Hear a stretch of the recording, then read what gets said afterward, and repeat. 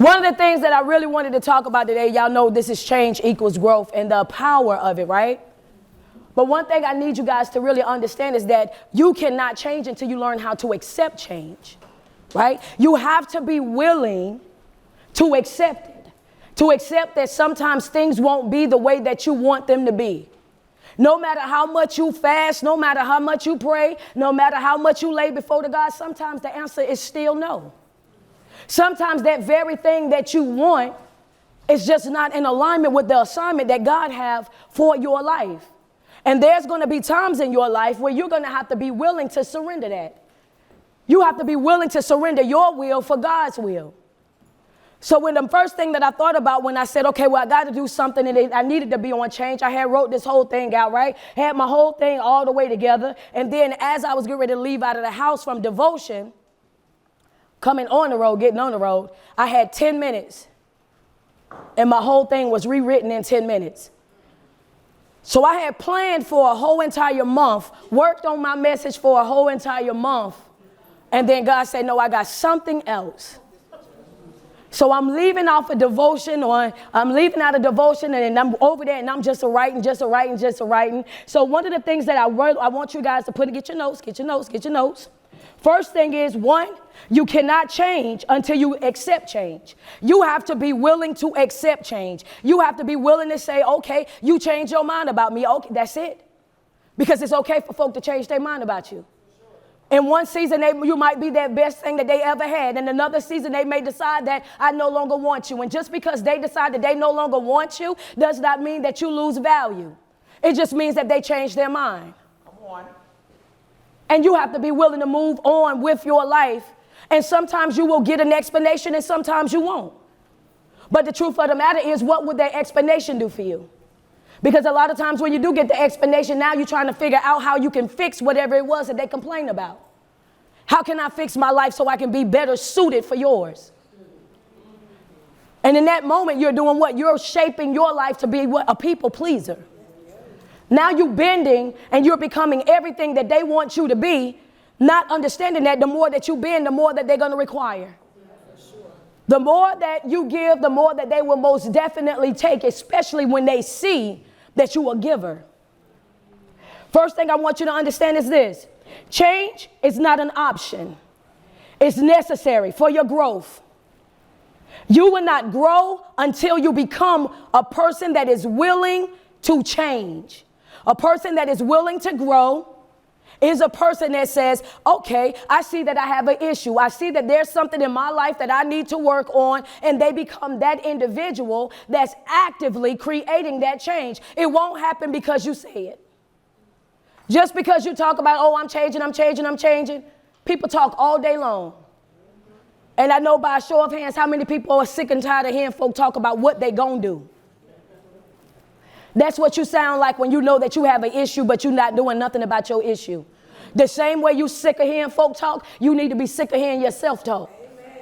Sick enough to say that I need to change. Sick enough to say that I need to do something different in my life. Sick and tired of having the same broken record conversations with yourself. At one point or another, you got to say, okay, you know what? After I done cut off everybody else, there's nobody left but me.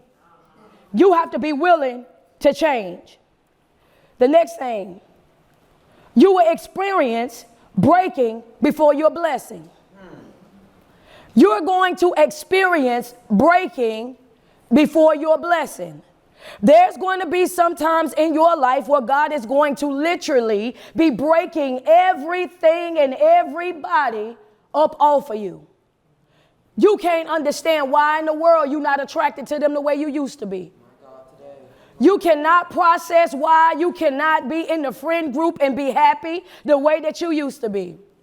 You cannot understand, I thought I was going to retire from this job, and now I'm on Indeed every other day, updating my resume, wanting to do something different, because I thought that this was my thing. I thought that this is what I'm going to do, right? But when you start operating in purpose, not in preference, that thing that you prefer to do and what God conditioned or created you to do, it don't sometimes be the same thing. So now you find yourself doing something completely different than what you put out there that you wanted to do. You have to be willing So if you're using your notes, in your notes, I want you to make sure you capitalize willing. You have to be willing. Next thing we got to go to, going to the next one. You don't hear, and I really want y'all to understand this when I say this, right? You don't hear when darkness shifts to light. Sit in it. When darkness shifts to light, does it make a sound? You don't hear it, right? So when God goes to work in your life, sometimes you don't hear it. You don't see it. It just happened. It just naturally, it just happens.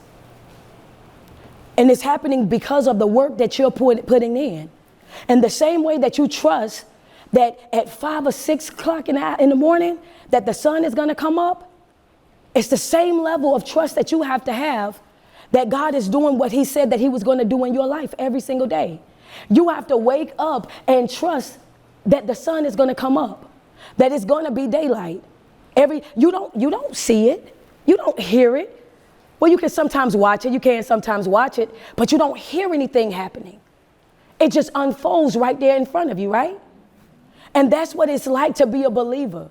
That's what it's like to be in Christ. It's to having that level of trust and faith in Christ that you know that even though I can't hear what's going on, because sometimes we want to hear it.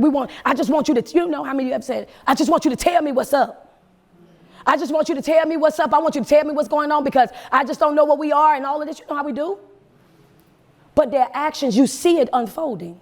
You see it in the way that they move. You see it in the way that they talk to you. You see it in the way that they show up, right? You see everything that you need to know about that individual. You see it, but for some reason, you said in your mind that I need you to hear it. Why do you need to hear it when you see it? Why is it that you need to hear it when you see it? You wake up and you have grace every day, right? Because if you didn't wake up and have grace every day, you wouldn't have activities of your limbs. Right? You wouldn't be clothed in your right mind, right? It's something you wouldn't wake up. Let's just say that. Because waking up alone is you experiencing God's unmerited grace.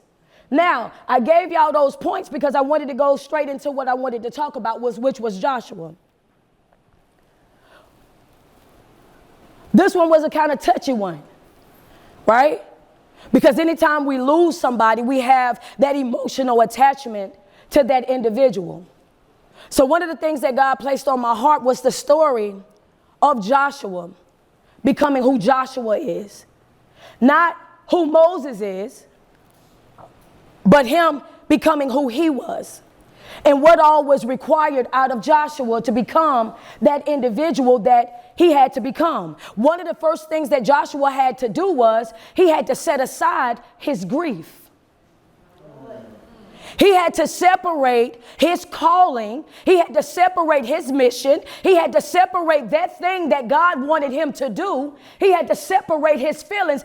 Sometimes there's going to be things in your life where you're going to have to take all your feelings up out of it.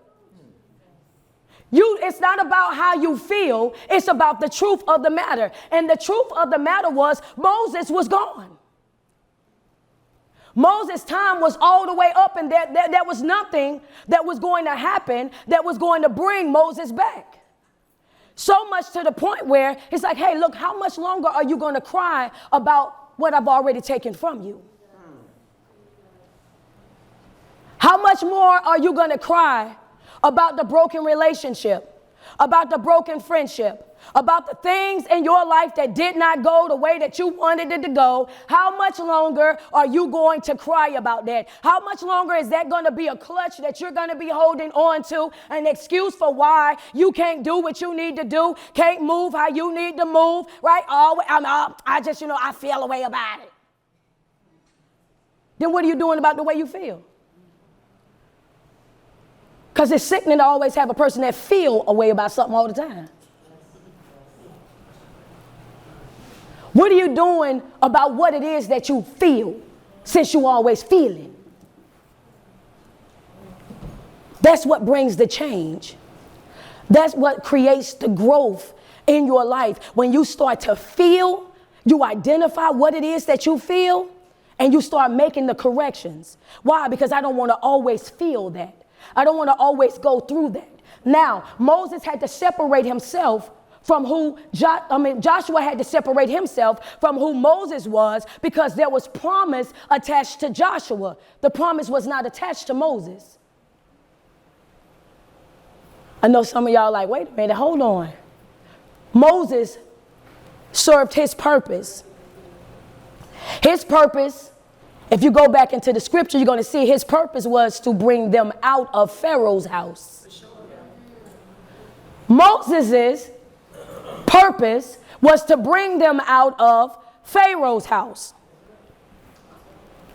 He was given the promised land, talked about the promised land, promised the promised land, but he never entered the promised land. Never even saw the promised land. Everything he got was given back to him from when he sent the spies over. But had Joshua been caught up in Moses, then he would have never fulfilled the promise. If Joshua would have got caught up in the fact that Moses was not going with him to where he was not going to experience the promised land, well, I ain't going because Moses ain't get to go. So since he ain't get to go, then I'm just going to sit it out too.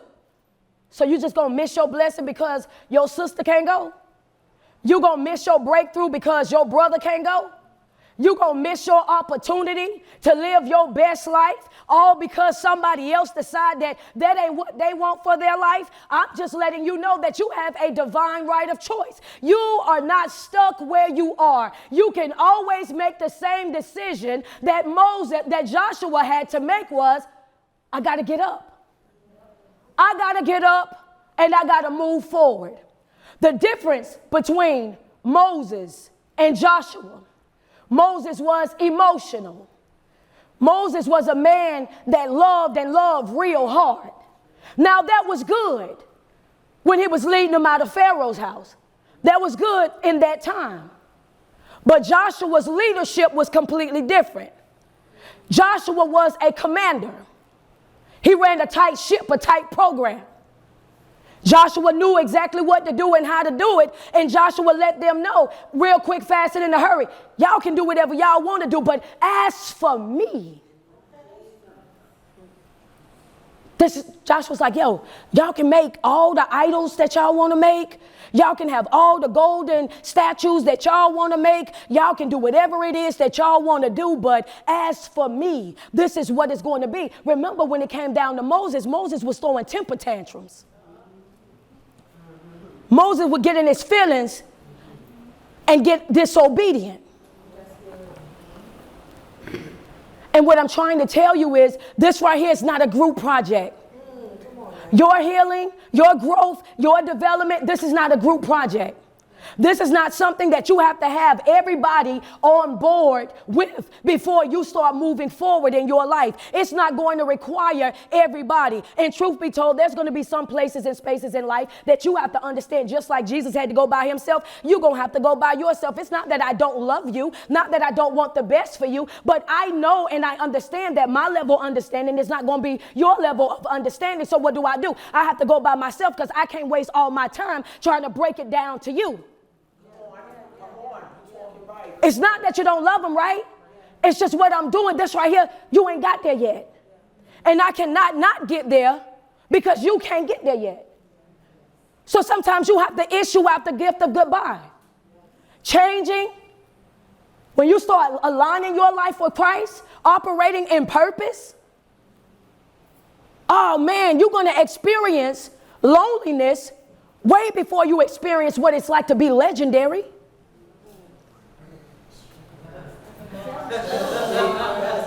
Everybody didn't catch that. Everybody did not catch it. They did. Yeah, that hit one of them straight over the head. You're gonna experience what it's like to really be lonely. You're gonna experience what it's really like to cry. You're going to experience what it's like to really, really go through in life. And I'm going to tell you the honest to God truth. Sometimes it's going to be undeserving. You're going to be experiencing some stuff in your life and you're going to cry and you're going to try to figure out why it happened to me. Why was it this and why was it that? It was all part of the plan. You're not experiencing nothing that was not already predetermined by the Most High God. So with that being said, you already know that everything that I need to be successful in that moment, I'm already fully equipped with, right? So no matter how bad that it actually hurt, I know that I'm fully equipped for this. There's no battle that you sent me to with my helmet on backwards.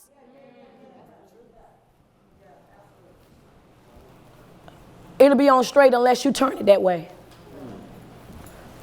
Because you have that divine right of choice. When it came down to Joshua, Joshua understood the assignment. Joshua understood what it was to get off his face and on his feet and get into action. And because Joshua was the individual that understood what it was like to push through the pain, to push through the heartache, to push through, I don't know how I'm going to make it, because let's keep in mind, Joshua was used to be the wingman. He was used to being the second. Hey, look, whatever you need me to do, I can go do it for you. Joshua was used to being a warrior. He was the one when Moses was over there with his arms in the air. Guess who was in the field? Who was fighting? That was Joshua. Ain't nothing little about him. Moses didn't fight. Moses worshiped. They had two totally different weapons. But together they made a great team.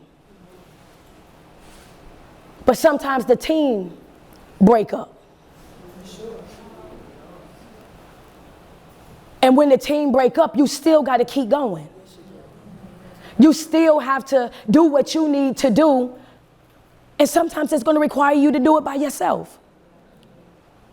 Because one thing about the adversary is this. He's going to go outside of his way to try to create as many stumbling blocks as possible. It's his job.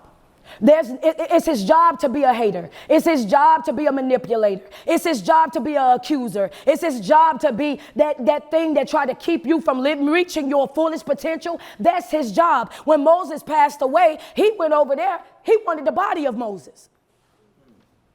He said, hey, give me the body real quick. You will be amazed how many people want to profit off your pain. You will be amazed. I said, you will be amazed how many people want to profit off your pain. You have the whole group, the whole children of Israel that's currently in mourning, and he wants the body. Well, coach, why did he want the body? He wanted to build a shrine out of the body. Why would he want to build a shrine out of the body? Because he knew, because they were so broken. They were so hurt. That if he built a shrine and they put it right there, then guess what they would do? They would get over there and they'll worship the shrine. They'll never see the promised land because they'll be stuck right in that place where Moses was. They would never walk through because they'll be stuck right where in the hurt, right there in the pain, right there in the disappointment. They will be right there because they saw it.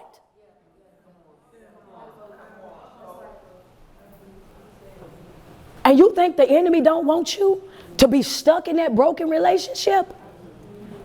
To be stuck in those generational curses, the things that mama and daddy did 30 and 40 years ago?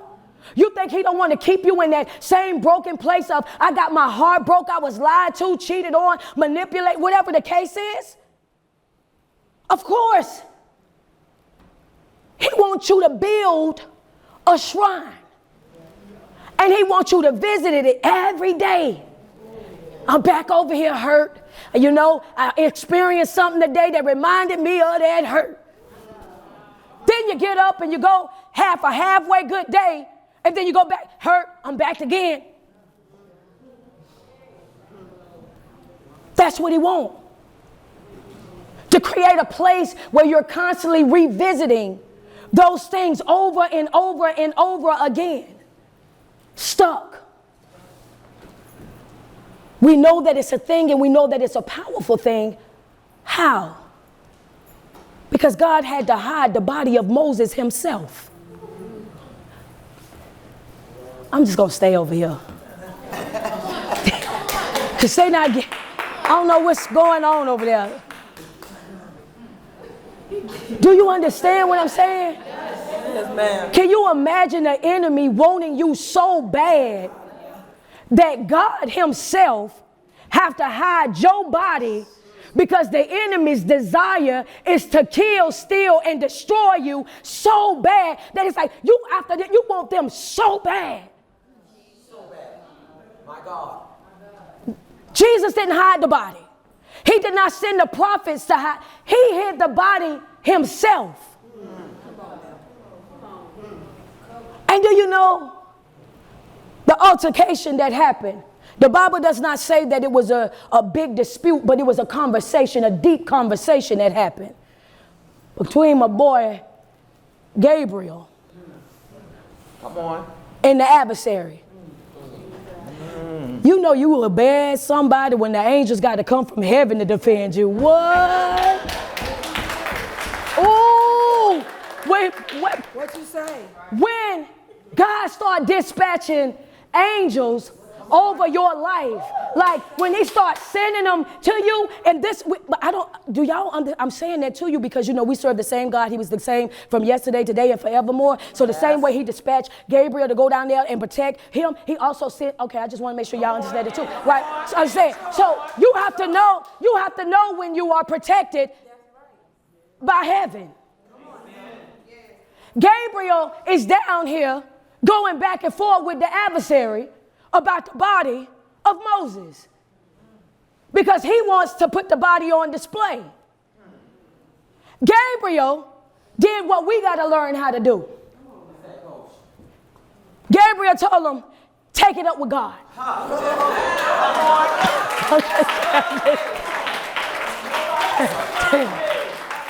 Hey, Gabriel kept it short and sweet. Kept it short and sweet. So much so that when the Bible was describing this altercation, right, it says, listen, he didn't even say, I got the power or I got the strength. Just take it up with God. Come on. That's it, that's all.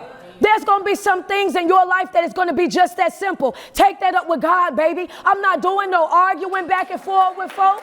I'm not doing no running folk down. Not doing no begging folk. Not doing none of that. We ain't doing none of that. At the end of the day, just take that up with God. You feel a way, take it up with him. But the only way you're going to be able to say that is if you know that you're operating in the right spirit yourself. That's right. See, God ain't going to bless your mess now. Right. You're going to have to make sure you're in the right spirit. You're going to have to make sure that you're operating the way that you're supposed to be operating. So now here they go out there. You got Gabriel and you got Satan. They over there disputing over the body, trying to figure out what's going on. And I just want somebody to say, but what happened, coach? God had already moved the body. He had already moved the body. What needed to be done had already been done. It had already been taken care of. Do you see what I'm saying? A lot of times we be crying about stuff that God already fixed. You upset about things that God already fixed. Yes. Come on here. A lot of times you spend a lot of time standing in front of the door, waiting on the door to swing open instead of twisting the knob of the door. Door unlocked, ain't even closed all the way, but you standing in the door because you think that the door should just swing open for you. Your life requires your participation. That's right. You got to be willing to show up in your life. Yes. You got to be willing to work in your life. There's no way that every great that we read about was a worker. They got up and they worked. Even if their work was worship, they worked. It was predetermined. It was already set up. All of that had already taken place. Body already put away. Now you understand why Gabriel said, take it up with God.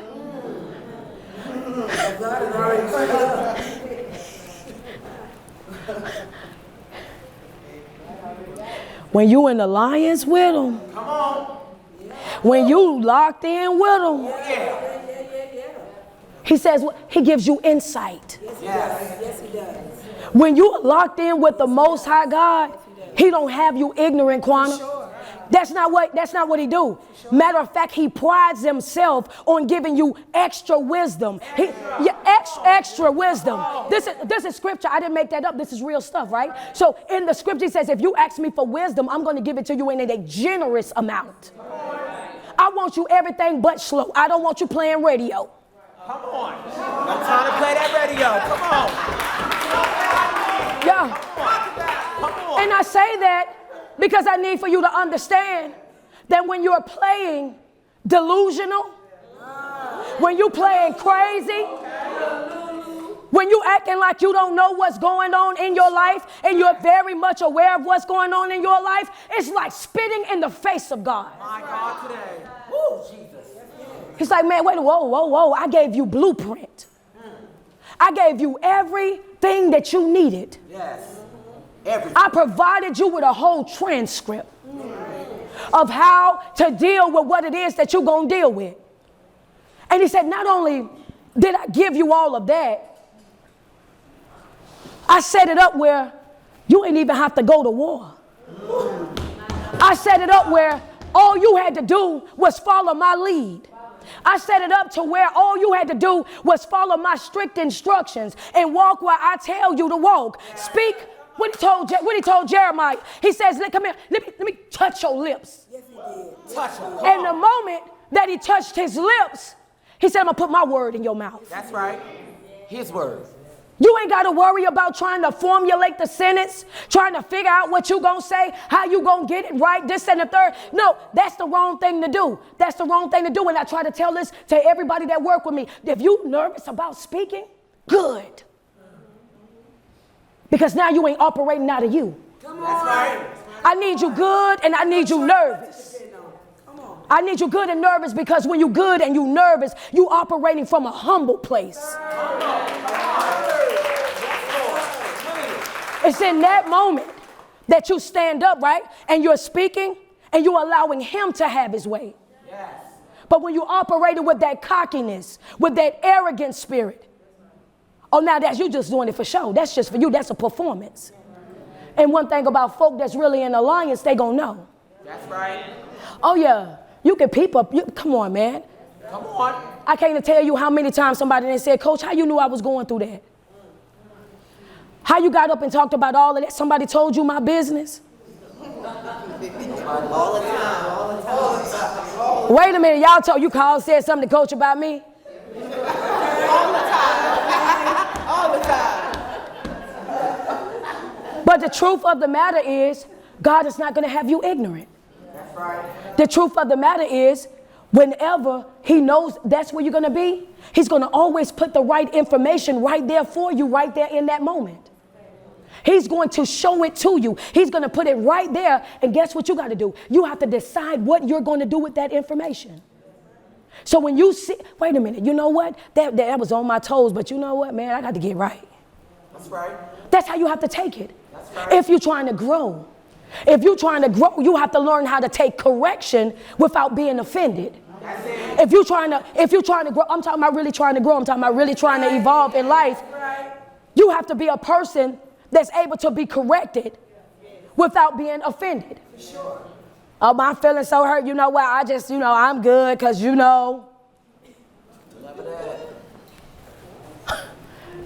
what people do. And then you ask them, what happened? They don't even want to tell you. Some folks, they're going to make up some stuff too. They'll make up something. They don't even want to tell you what happened because they're too embarrassed and they know that if I tell the truth about what really happened, how crazy I'm going to look.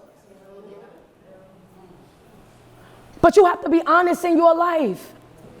God had already worked out what needed to be worked out when it came down to Moses. This is why Gabriel felt so confident when he told him, hey, look, take that up with God. Go see God about that. You have to already know in your life, no matter what it is that you're dealing with, what trial, what tribulation, what dark hour, that thing has already been taken care of. You have to be so comfortable relying and trusting on God that your faith level is just like, oh, he's going to work it out. He's going to provide. He's going to open the door. If it's the Lord's will, that will become your everyday dialogue. Everyday dialogue for you will be, if it's in his will. If it's in his will. Not yours.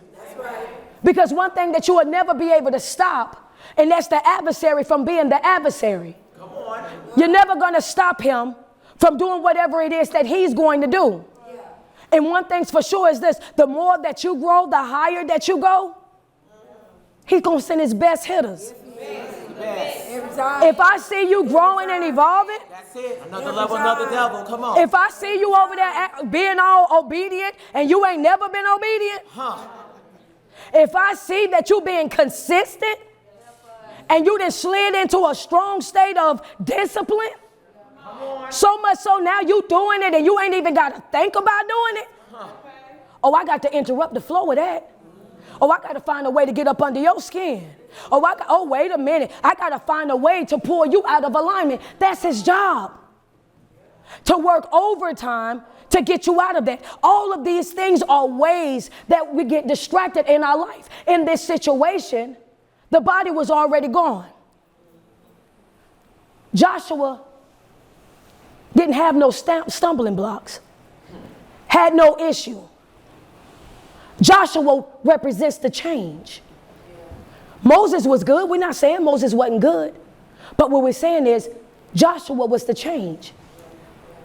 They experienced the promised land because of Joshua, because of his resilience, because Joshua made up his mind that I'm going all the way with this. Because we can't speed past. I don't want to speed past. I want to go back. Because keep in mind, Joshua went into the promised land with the spies. It was 12 of them that went in. 10 came back and gave Moses the report. It's giants over there. Yeah. Hey, I'm going to tell you something.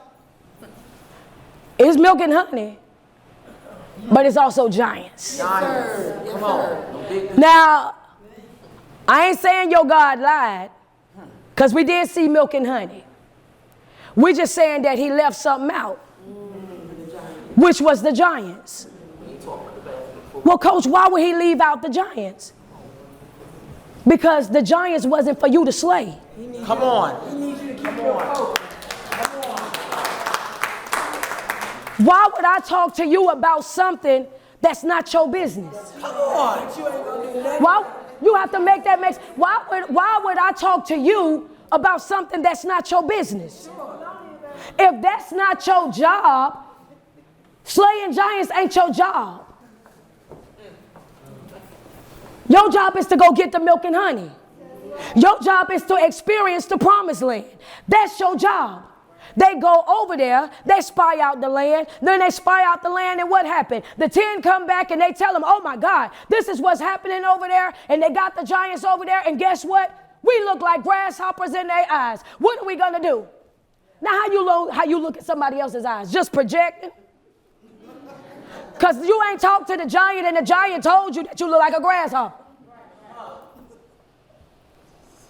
But that's how sometimes y'all let y'all fear talk to y'all. Sometimes that's how you let your insecurities talk to you. Sometimes that's how you show up in life representing your generational curses of things that passed down from what mama said and what daddy said and what that person that was in that abusive relationship said and what all of those people was coming to you and telling you about you, all those things, the lies that they told that you ate up. You show up, and when you show up like the 10. But it was 2 that experienced that same thing. They had a different report though. The 2 was Joshua and Caleb. Joshua and Caleb said, yeah, we seen them. It is some giants over there. Straight like that. But if you are not this type of person in this season of my life, I pray that God remove you expeditiously. I pray. Watch out. Watch out now. I'm gonna use my mic, T. I'm gonna use my mic. Hold on. Because I really want you to hear. I'm gonna say it again. No, you ain't got to rewind me. I'm gonna rewind me this time. I need for you to understand that if you are not operating with this type of mindset in this season of my life, I pray that God remove you expeditiously. I don't need those sometimes folk. I don't need those straddling in the fence folk. I don't need 1 foot in, 1 foot out. I do it when I feel like the type of folk, when I'm in the mood type of folk. I don't need that. And I'm going to tell you why. Because the adversary be busy. Do you hear me? He be busy and he be doing a whole bunch of stuff. And I ain't got time to be over there trying to fight my battles and fight your battles because you want to sit down and you want to get quiet and you want to get sedated. I want you to understand, I'm in an ugly season of my life where I got to give God my highest praise. I'm in the ugly season of my life where God owed me some stuff. And I don't know about y'all, but I'm telling you, he owed me some stuff. And I'm here to collect. Do you hear me? I'm here to collect. I want my stuff. Give me my stuff. Give me my stuff.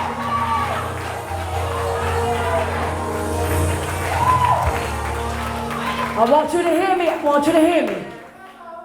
I'm telling you, some folk don't like to pray the prayer of getting folk out their face. I pray them that he get them out my face expeditiously. The fast way on. If you ain't operating with the mindset, come here, Tifa. Come here, Tasha. 2 of them came back. I want y'all to give me y'all hardest stance. Because if we got to go to war, I don't need you looking soft. They might think they can take us. It was 10 that went. They running scared. Sometimes it be a whole gang of them, Felicia, and they all scary. Come on. It be a whole legion of them, and they all scary. They ain't going nowhere real fast. They too scared to go, baby. They too scared to go, right? Less is more in this season right here. That's just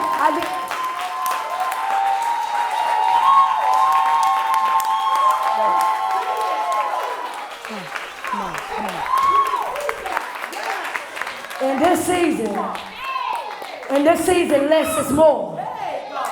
In this season, you got to be prepared for God to do things. I'm sorry.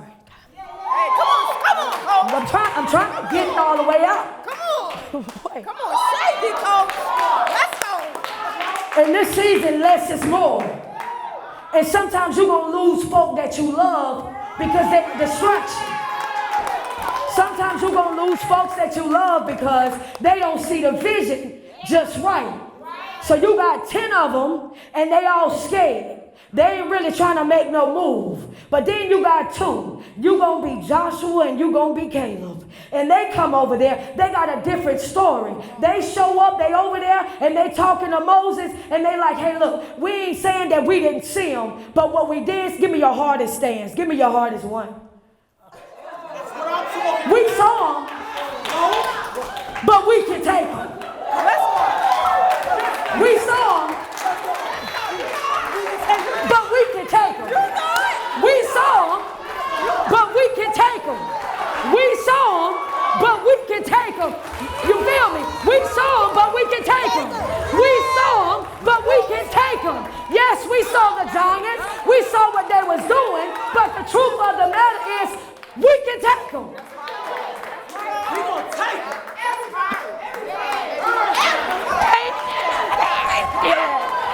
Hey, feel it. Come on. You gonna see it. But you gotta have folk on your team that's like, you get one arm, I got the other one. You got to have folk on your team that say, you know what? They got the back, I got the front. However we going to go about it, we going in. Understand me. This is how it's going to go. We rolling with it all the way. You got to have folk in your life.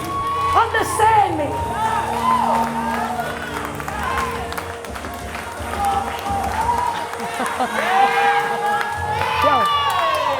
Y'all don't want to call down heaven. They don't want to call down heaven.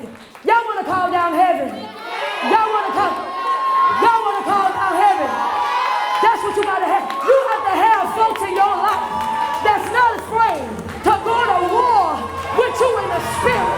You got to have folks in your life that's ready to go to war with you in the spirit. You got to have the folk in your life that's ready to go to war with you in the spirit. If you ain't calling down heaven in this season, you ain't with me. You ain't with me. I'm ready to go to war with hell. Understand me. I ain't backing down. Ain't no way. You have to understand. He took too much. When he took my sister, he took too much. It's more, baby. Oh, it's more, baby. Oh, it's more now, baby. You gotta know. I got a point to prove now. Yes. He thought taking my sister was going to take away my voice. But God, I thank you. Because if my sister was here, I'll be somewhere stressed out, concerned about what was going on with my sister. So as much as I love my sister, she was going to be a distraction. Come on. Do you know how connected you got to be with God to see him take the one that you love the most? Yes! Come on.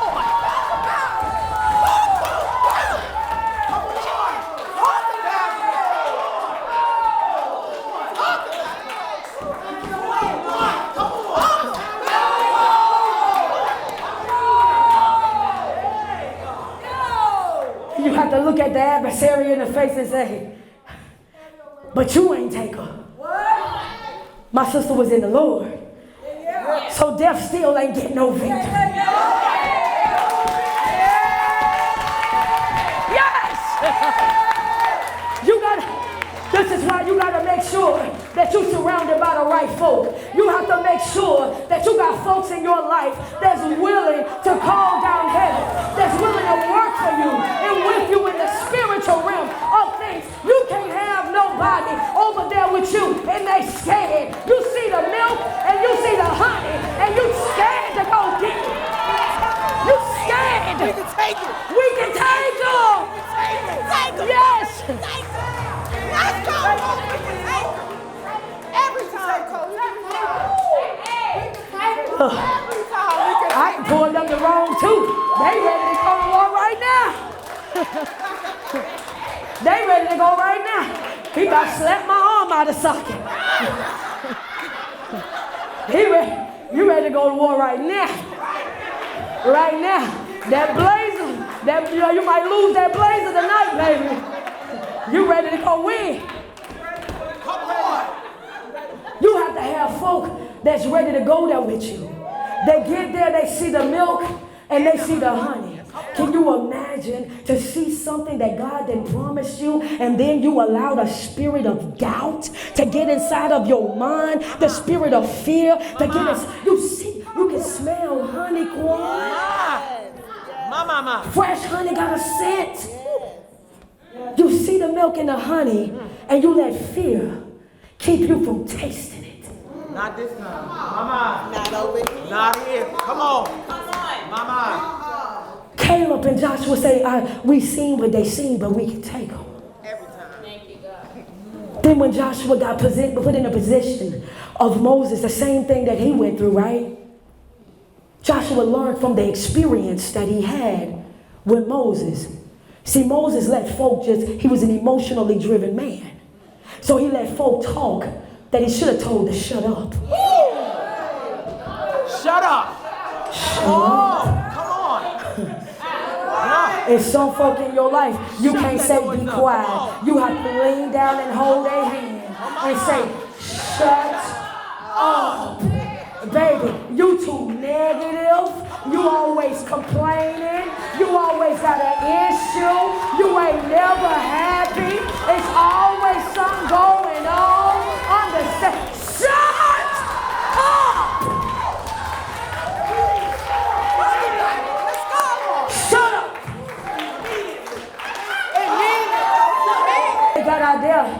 Jericho. I'm showing you the difference in between Joshua leadership and Moses leadership. And I'm showing you how he was the successor.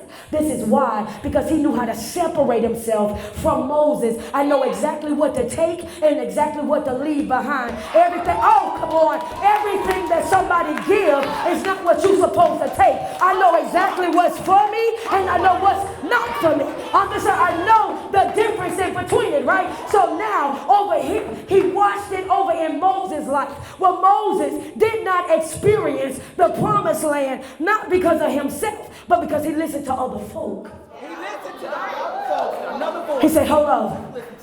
I've been leading you your whole life. I put you in a basket. You were supposed to be unalive at birth. I've been protecting you your whole life. I sent down the river. And the very man that called and said he was going to slaughter every Hebrew child, he was going to slaughter them. I protected your life even before you knew what life was. And you tell me you need a spy? You need confirmation on what I told you? Do you not know who I am? I've been protecting you before you knew you needed protection. Oh, how dare you try to what? And then you sent 10 scary ones?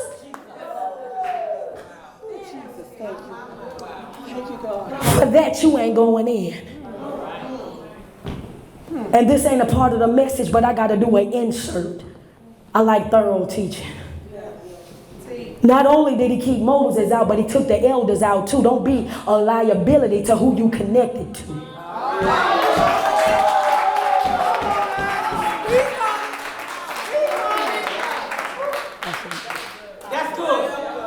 That's good. That's good. That's good. That's good. That was it right there. Don't become a liability to who you connected to. He said, you know what? Not only are you not going in, but none of them ones that sided with you, they ain't going neither. Joshua, get the other ones. When they come, I'm prepared to go get the other ones. So when I say I don't need nobody that's around me that ain't really for me, I'm prepared to go get the other ones. You better say so. You better say so. I'm prepared to go get the other ones. Understand what you won't do. Hey now, say now. Where's my bell? Where's my bell? I need for you to know. I'm prepared to go get the others. Come on. I need you to know that I will in fact go get the others. So now here go Joshua.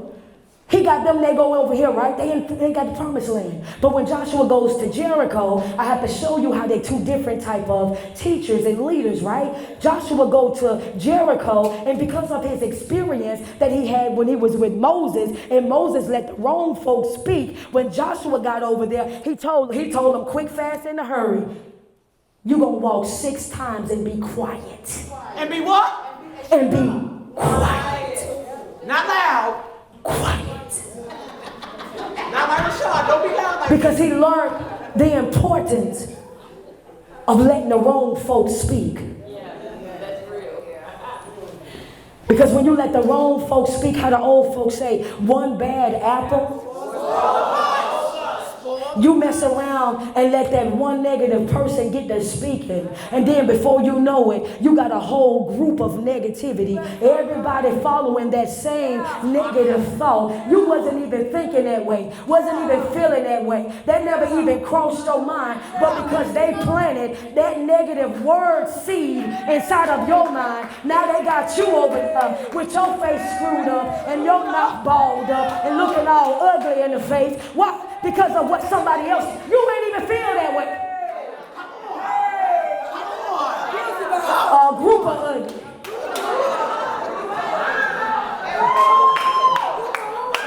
A group of ugly, baby. Everybody mad. But this is what happens when you let negativity speak. It's funny, but this is what happens when you let negativity speak. And one thing that we learned in class is what? It spread fast. So if you don't check negativity at the door, if you don't do what you need to do with that negativeness right then and there, it spread. And it spread fast. Joshua was the change. He represented that change. They were able to experience what it was like to win, what it was like to succeed, what it was like to grow, because Joshua wasn't afraid to let go of the past. He wasn't afraid to move forward in the future. He wasn't afraid to say, okay, well, I'll go even if I got to go by myself. I'll do it if I got to do it by myself. However I got to go about it, then that's what it's going to be. Because as for me and my house, we gonna serve the Lord. So you go ahead with your idols. You go ahead and you chase the crowd. You go ahead and do what you got to do. But when it comes down to me and mine, this is what it's going to be. Come on, evangelist. Come on. Moses, he would always be in trouble because he wanted to please the people. People pleaser. He let the people get up under his skin. He let the people frustrate him. Jesus, she telling my story, God. We got to get out of there. We're going to break that. You got to stop letting people get to the point where they get up under your skin enough to cause you to get out of alignment with the Most High. You got to stop letting people get on you to the point where you start throwing away your mission for other folk, right? And because what I said, when you know that that's you, then you do what you got to do to change that. This is the type of mindset that Moses had. When he told him, he said, in one setting, he said, I want you to speak to the rock. In another setting, he said, I want you to strike the rock. And because Moses got into his emotions because the folk wanted water, he did what? He struck the rock instead of speaking to the rock. And God is such a good God, such a gracious God, such a God that he still did what? He still provided the people with water, but he was still disobedient. And I thank God because he said, I ain't gonna let them suffer because of you. What a good I ain't gonna let, come on. What a good God. I ain't gonna let them suffer because of you. What he was trying to show him in that moment, in that teaching, was how powerful his word alone was. When he had told him to strike the rock, he was showing him how powerful his strength was. But he wanted to show him that he was powerful in all ways. It was a teachable moment for the people. This is why you got to vet where you get information from. And you can't let everybody teach you, because some folk will have you striking rocks when God tells you to speak to the rock.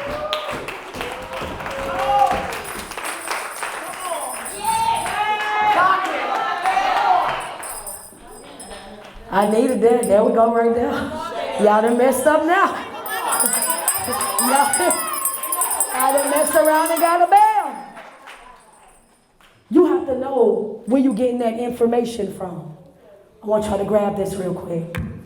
So what I want everybody to do is open that up, open your Alka-Seltzer up, and drop that inside of that white cup.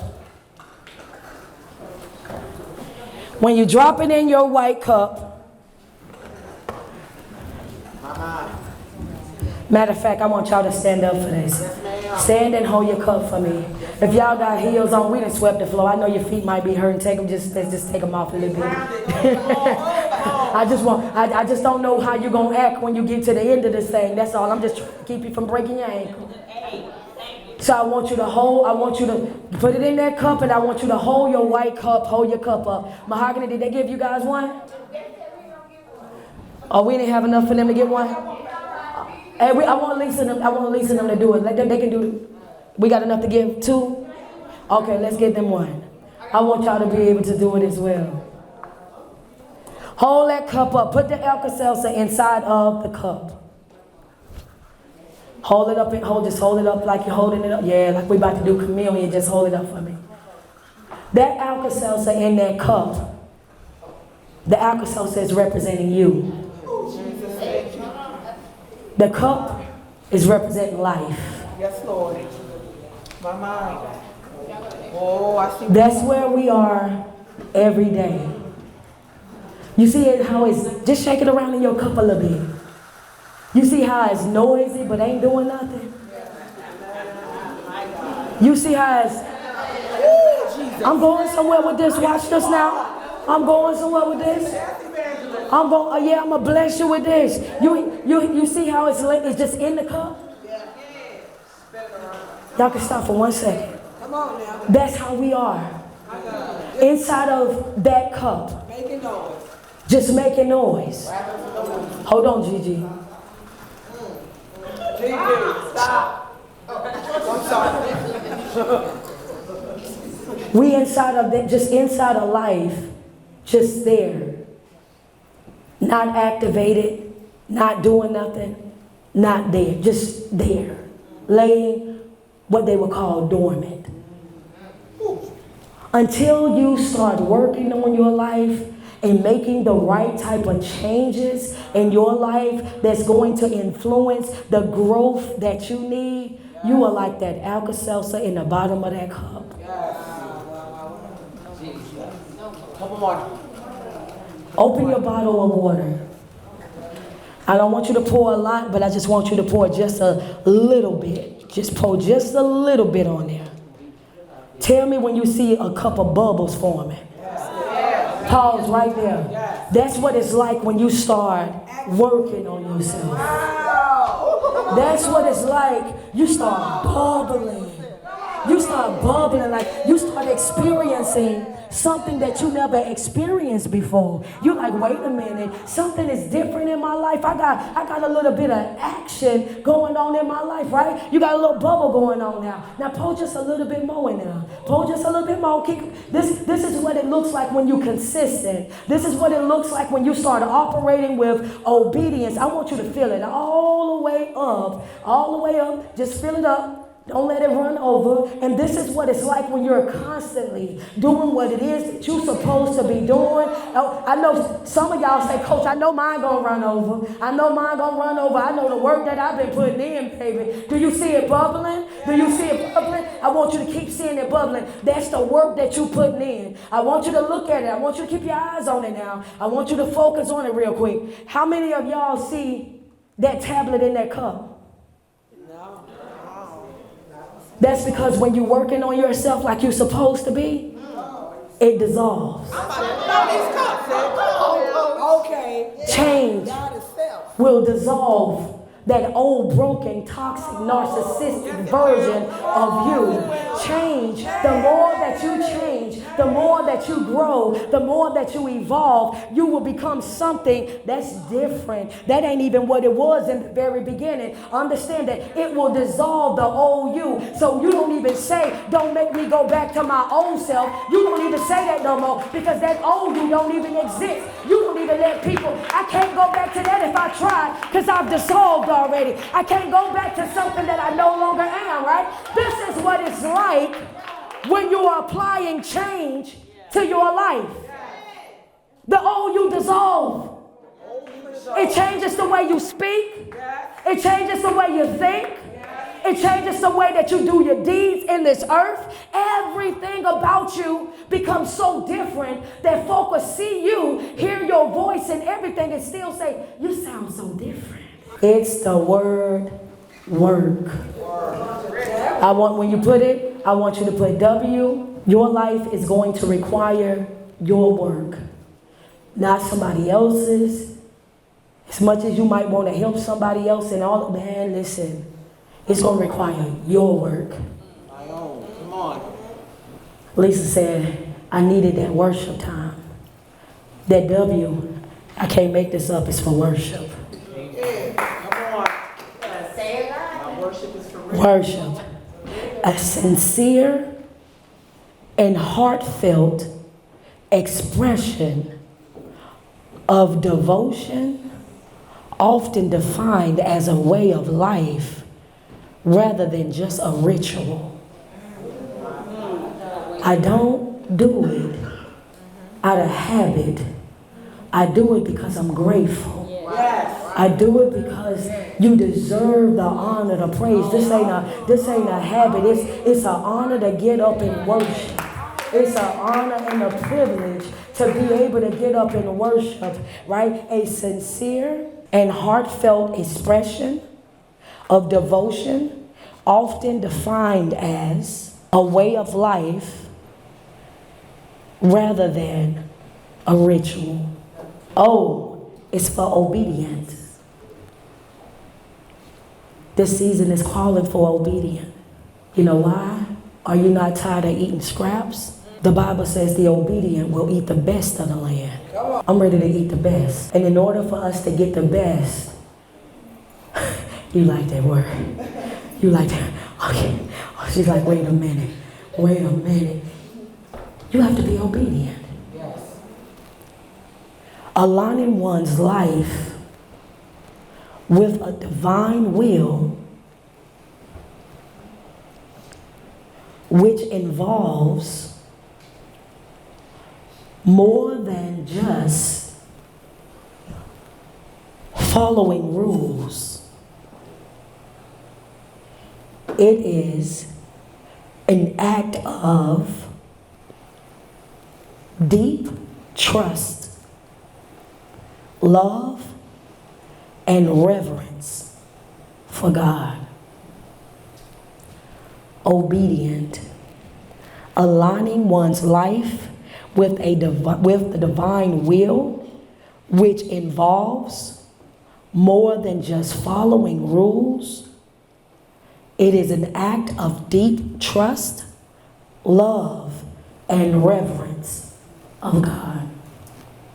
For God, I'm sorry. R is for release. You got to work, you have to be obedient, and you have to be willing to release. Letting go of attachments to material, concerns, control, and outcomes to achieve inner peace and freedom. Yes, God. And I knew y'all was gonna like that one. Everybody, listen, I'm telling you, when you start experiencing that free mind and living in free will, man, it is a beautiful thing. So R is release, letting go of attachments to materials, concerns, control, and outcomes to achieve inner peace and freedom. Y'all ready for K? Yes, ma'am. K is for king. K-E-E-N. King. Sharp. Yes. Intelligent. Yes. A king's spirit describes a person who is eager and enthusiastic and lively. Yes, God. You ready to serve. You ready to serve. You ready to praise. You ready to be in worship. Yes. You ready to be connected. Yes. You ready to learn any environment that you can be in that is teaching. You the first one there, got your highlighter, your ink pen, your notebook. You ready to do what you got. You like, I want it all. I'm talking about, it says sharp and intelligent. Ready for it. That's work. That's what we're doing in this season. Yeah. Yes, we are. Worship, obedient, release, and king. Change is necessary. It's not an option.